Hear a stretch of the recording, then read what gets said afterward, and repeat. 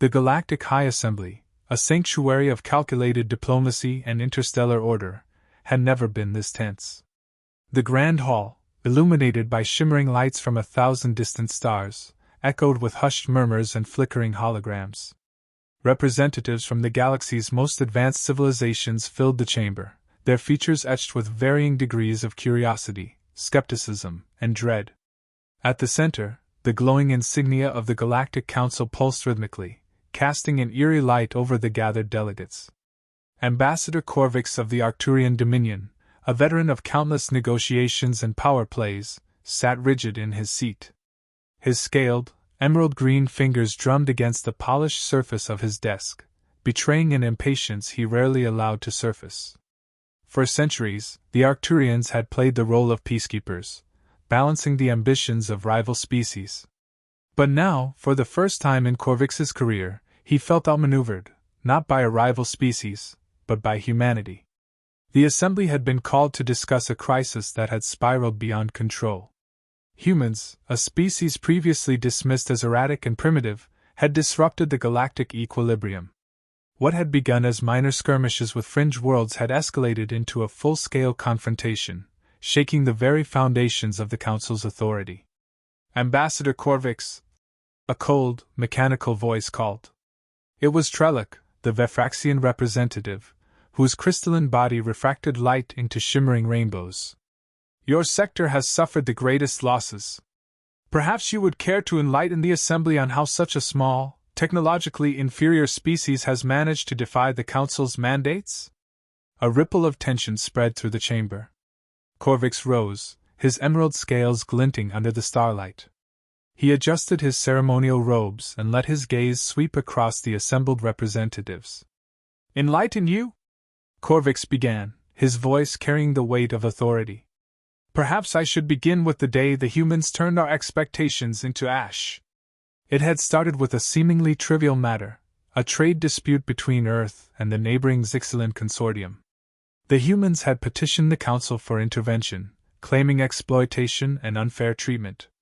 As was customary, the Council sided with the more established Zixalans, brushing off humanity's grievances as the complaints of an unruly newcomer. At first, humanity complied, retreating from contested trade routes and paying the exorbitant fines levied against them. It seemed like the matter was resolved, until the consortium's trading fleets began disappearing. Massive cargo ships vanished without a trace, their crews left adrift in lifeless escape pods. The humans, when questioned, maintained their innocence, but their smug, unwavering confidence hinted at a deeper game. Then came the incident at Arthas Station, a critical trade hub near Arcturian space. What began as a routine inspection of a human freighter devolved into chaos when the crew activated a series of cloaked drones hidden within their cargo. The drones unleashed a coordinated electromagnetic pulse, disabling the station's defenses and allowing the freighter to escape. The humans didn't just outmaneuver their adversaries, they humiliated them, leaving the station's authorities scrambling to explain their failure. Corvix had watched the reports in disbelief. The humans' technology was crude by galactic standards, yet their tactics were anything but. They exploited loopholes, turned their weaknesses into strengths, and struck where their enemies least expected. It was as if they thrived on chaos, relishing the opportunity to turn the galaxy's established order on its head. Still, the Council dismissed these incidents as isolated acts of rebellion. A fleet was dispatched to enforce the Council's authority, led by Admiral Virak, a Grakthan warrior whose victories were the stuff of legend. Virak's fleet was supposed to crush humanity's resistance in a single, decisive battle. Instead, it became the Council's most humiliating defeat. The Battle of Sol is now infamous, a textbook example of how underestimating humans can lead to disaster. Virak's fleet arrived in Earth's orbit, bristling with advanced weaponry, and shielded by layers of impenetrable armor. The humans were outgunned and outnumbered, their ships little more than repurposed cargo vessels and antiquated military craft. By all accounts, the battle should have been over in minutes. But the humans didn't fight fair. They lured Virak's fleet into a carefully laid trap, feigning retreat while drawing the Council's forces into the asteroid belt beyond Mars.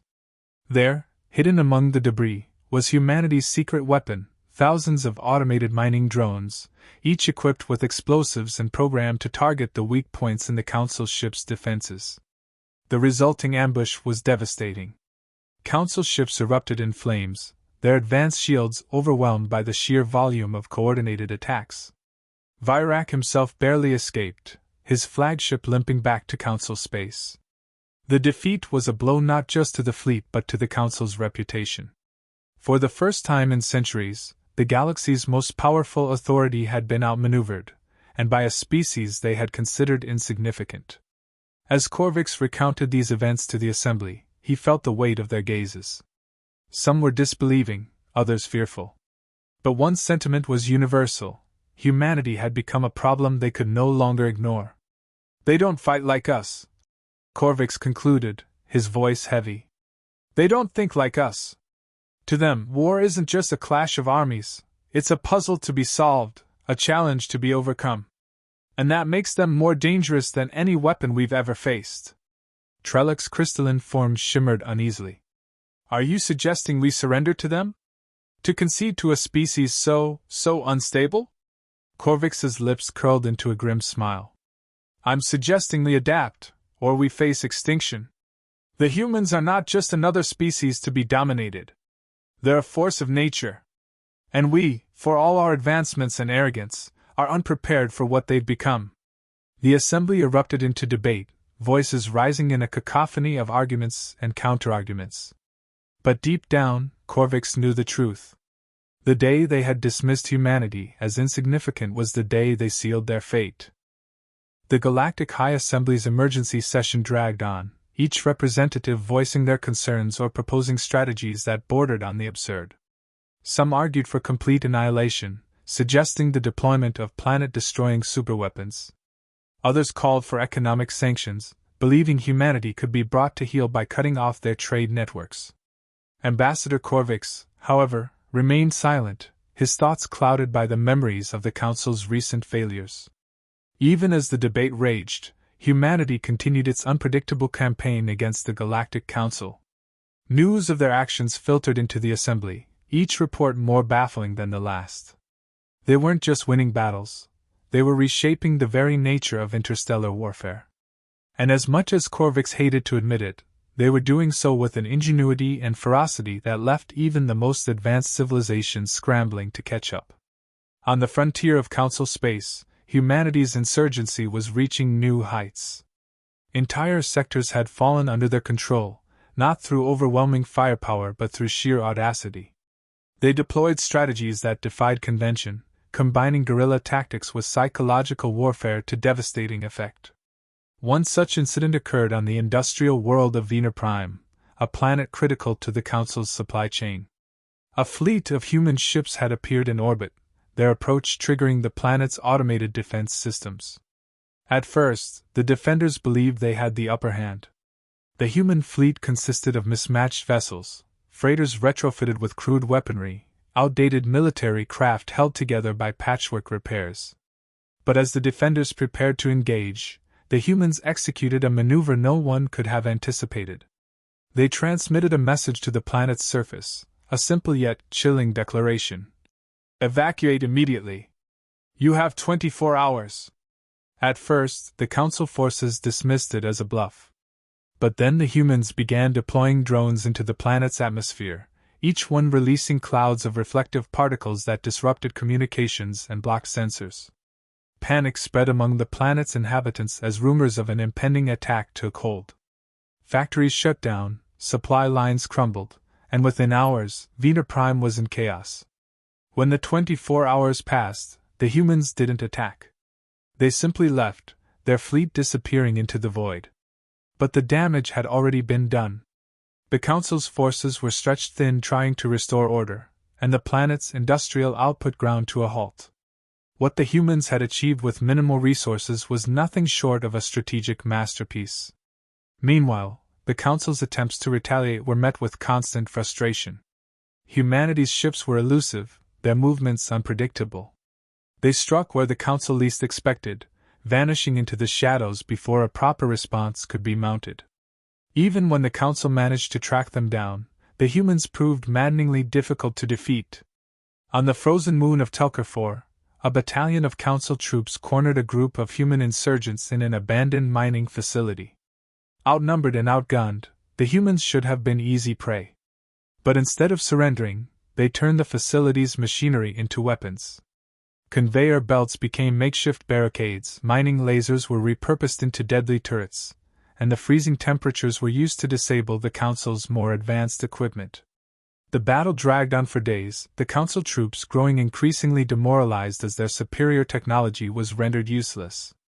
By the time reinforcements arrived, the humans had already escaped, leaving behind only the wreckage of their improvised defenses. These incidents weren't just isolated victories, they were part of a larger pattern. Humanity was proving that they didn't need the Council's level of technology to win. They only needed their resourcefulness, their willingness to adapt, and their unyielding determination to survive.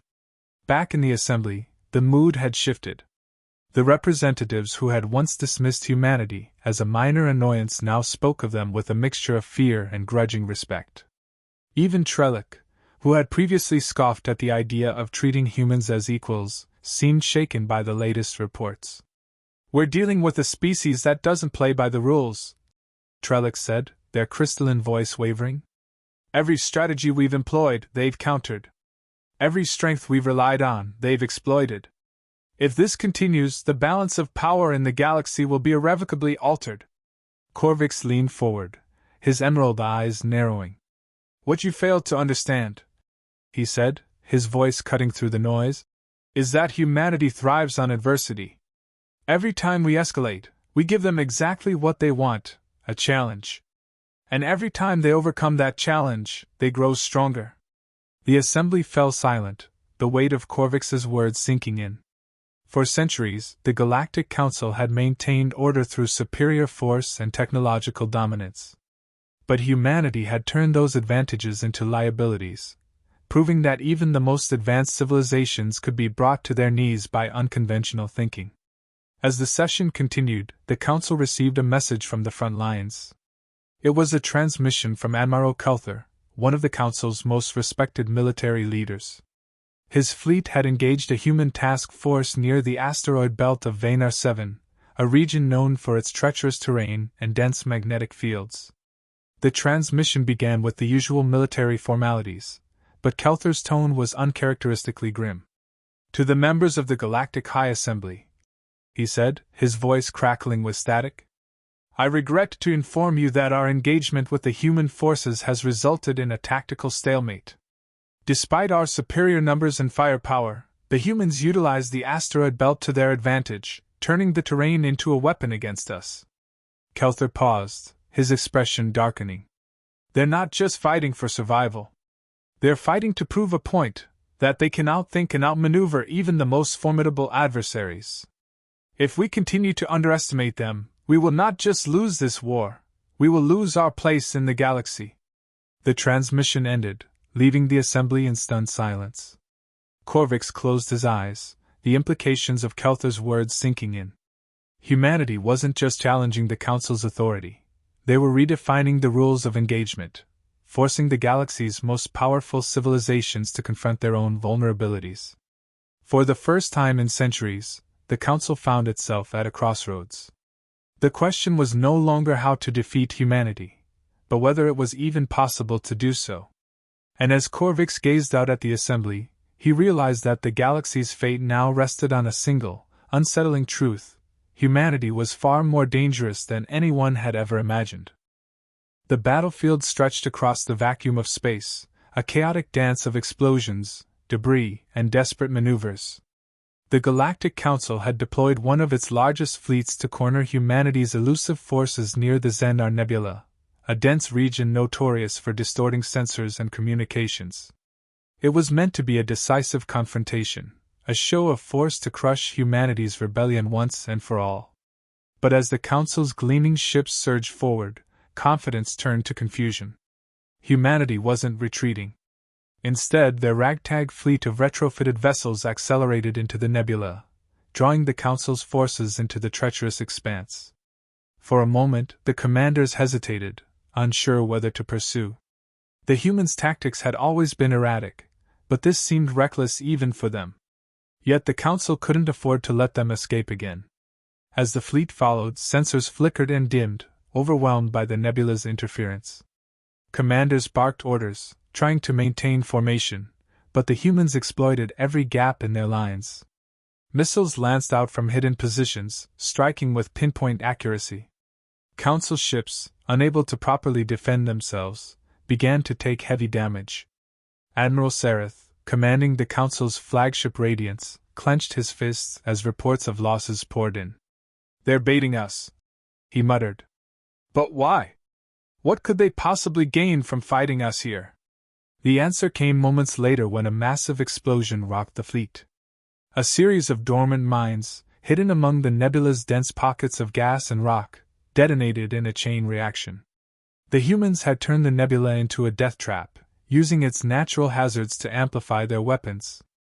On board the human flagship, the Resolute, Captain Elena Drenna watched the chaos unfold on the flickering displays.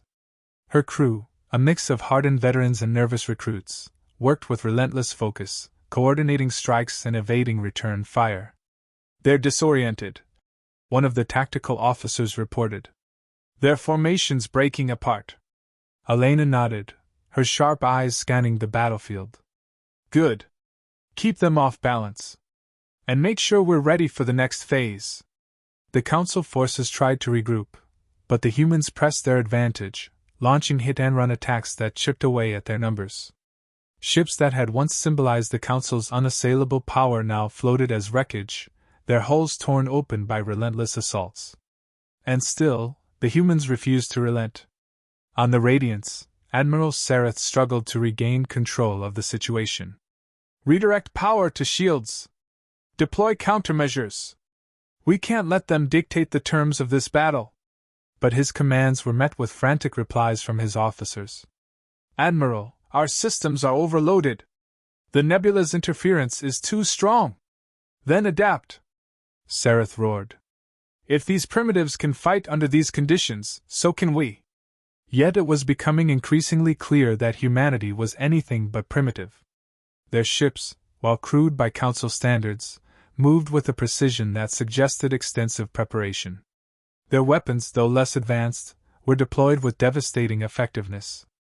And their tactics, unpredictable, unorthodox, and undeniably effective, had turned the Council's superior technology into a liability.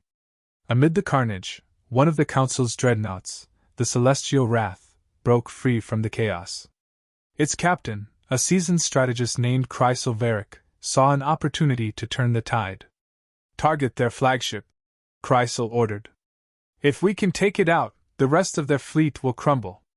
The Celestial Wrath unleashed a barrage of plasma fire, its weapons homing in on the Resolute. Elena's crew worked frantically to evade, but the dreadnought's firepower was overwhelming. Shields flickered and failed, and the Resolute shuddered as its hull was breached. On board, alarms blared, and sparks rained down from damaged consoles. Elena steadied herself, her expression grim but determined. "We're not done yet," she said, her voice cutting through the chaos. "Reroute power to the engines. If they want to fight, we'll give them one they'll never forget." The Resolute turned sharply, its engines flaring as it charged directly at the Celestial Wrath. The dreadnought's crew scrambled to adjust their targeting, but the human ship was too fast. As it closed the distance, the Resolute unleashed its own payload, a salvo of experimental warheads designed to disrupt energy fields. The Celestial Wrath was engulfed in a blinding burst of light as its shields collapsed. For a moment, the massive ship seemed to hang in the void, vulnerable and exposed. Then, with a deafening explosion, its reactor went critical, tearing the dreadnought apart in a cascade of fire and debris. The destruction of the Celestial Wrath sent shockwaves through the Council's fleet. Ships began to retreat, their captains unwilling to face a foe that had just dismantled one of their most powerful vessels. Humanity, once considered insignificant, had not only held its ground but delivered a crushing blow to the galaxy's most dominant military force. On the Resolute, Elena surveyed the battlefield, her expression unreadable. Victory had come at a cost. Several human ships had been lost, and countless lives sacrificed. But they had proven something that no council propaganda could deny: humanity was not to be underestimated. As the remnants of the council fleet disappeared into the nebula's depths, Elena allowed herself a rare moment of reflection. "This isn't over," she said quietly. "But we've shown them what we're capable of. And we're just getting started." Her words resonated with her crew, a mix of exhaustion and resolve filling the room. They had faced impossible odds and emerged victorious. And while the war was far from over, they now knew they could stand against the galaxy's greatest power and win. Back at the Council's Central Command, the defeat at the Xandar Nebula sent shockwaves through the hierarchy. The assembly was in turmoil, factions blaming each other for the failure, while others called for immediate retaliation. But amid the chaos, Ambassador Corvix remained silent, his mind racing. He had underestimated humanity once, and it had cost the Council dearly. Now, he understood what they were up against. Humanity's strength wasn't just in their technology or their tactics. It was in their spirit, their refusal to back down even when faced with overwhelming force. And as Corvix looked out at the gathered representatives, he realized with a sinking feeling that the Council had only two choices: adapt or fall. The echoes of the battle still reverberated across space, but the Xandar Nebula had become a turning point, not just for the Council, but for humanity. Captain Elena Drenna stood at the helm of the Resolute, now commanding what remained of their fleet. She gazed out into the star-streaked void, lost in thought. The cost had been high. Too many ships, too many lives lost, but the victory had not come without a price. Back on Earth, the loss of the child had ignited a firestorm of determination, fueling humanity's desperation. In that moment of anguish, they had tapped into something deeper, something raw, something that the Council had not anticipated. The very core of humanity's defiance had awakened, and now, it was a force they could no longer ignore. Elena exhaled slowly, the weight of command pressing down on her. The Council may have underestimated humanity's resourcefulness, but what they didn't understand was the resolve that had grown within them, an unyielding determination born from their shared loss and unrelenting will to survive. "We've done the impossible once," Elena whispered to herself. "But there's more to do." The remnants of their fleet drifted cautiously through the debris-strewn void of the Xandar Nebula. Beyond the swirling gas clouds, the Council's shattered fleet had vanished. What remained were echoes of a war they hadn't anticipated, a war they didn't understand. Humanity had fought not just with desperation, but with something far more dangerous: the knowledge that they could endure. On board the Radiance, Admiral Sareth seethed in frustration.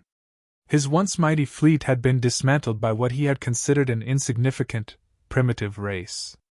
The defeat weighed heavily on him, but beneath the surface of his anger lay something far more unsettling: doubt. "How could they have bested us?" Sareth demanded, pacing the command deck. His officers scrambled to respond, their voices trembling as they listed the failures. "The nebula disrupted our sensors. Our technology, our strategy, all failed," one officer said. Sareth clenched his fists. "Failure is not an option for the Council. We are the dominant force in the galaxy. How could we have lost to them?" Another officer dared to speak up. "Perhaps we didn't lose because they were stronger. Maybe they fought like they had nothing left to lose." Those words lingered in the air like a warning.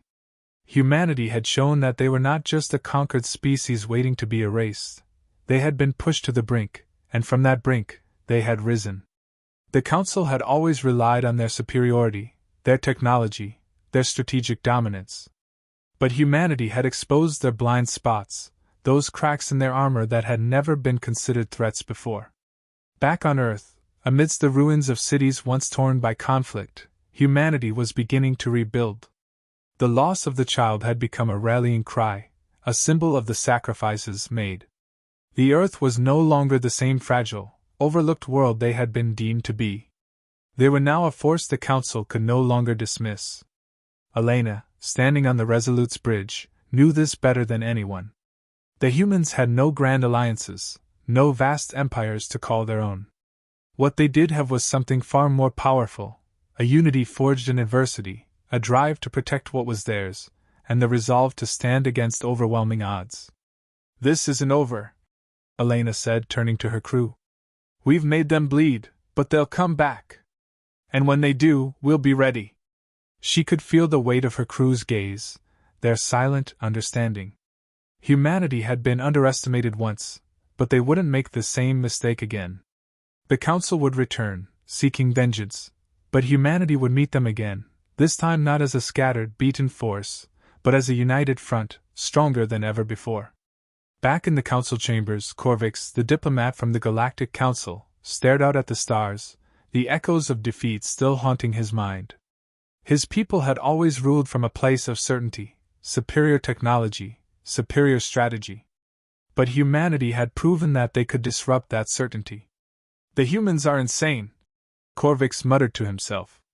"And perhaps that insanity is what makes them the most dangerous species in the galaxy." He knew now that the Council couldn't simply wipe humanity out. They had survived beyond what logic dictated. The child had been their breaking point, and the Council had failed to understand the depth of human resilience. "We must adapt," Corvix said, his voice low and filled with resignation. "Or we will perish." The Council had always ruled through fear and superiority, but humanity had proven that fear could be turned into fury. And in that fury, they had become more than just another species to be controlled. They had become a force to be reckoned with. As the stars continued to spin and time marched forward, Corvix knew one thing for certain: humanity had not only survived, they had evolved into something far more dangerous than the Council had ever anticipated.